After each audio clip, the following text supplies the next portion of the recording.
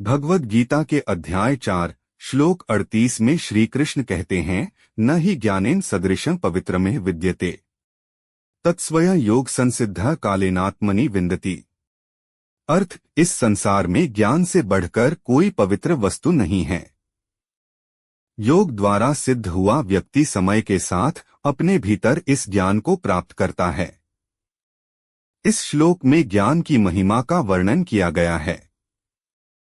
श्री कृष्ण कहते हैं कि इस संसार में ज्ञान से अधिक शुद्ध और पवित्र कुछ भी नहीं है। यह ज्ञान व्यक्ति को जीवन के सारे भ्रमों और अज्ञानताओं से मुक्त करता है और उसे वास्तविकता की पहचान कराता है। हालांकि यह ज्ञान तत्काल प्राप्त नहीं होता, बल्कि योग और अभ्यास के माध्यम से समय के साथ प्राप्त होता है। योग यहाँ केवल शारीरिक अभ्यास तक सीमित नहीं है, बल्कि जीवन के हर पहलू में संतुलन और अनुशासन को बनाए रखने का माध्यम है। आज की दुनिया में इस श्लोक का महत्व और भी बढ़ जाता है।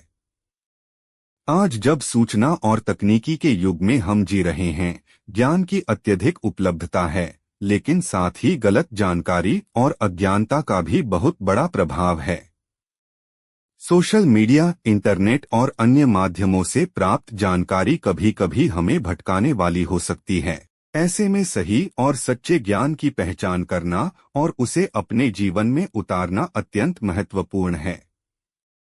आज की पीढ़ी के लिए यह श्लोक यह संदेश देता है कि हमें धैर्यपूर्वक सही जानकारी और ज्ञान की खोज करनी चाहिए और उस ज्ञान को प्राप्त करने के लिए अनुशासन और योग के माध्यम से अपने जीवन में संतुलन बनाए रखना चाहिए।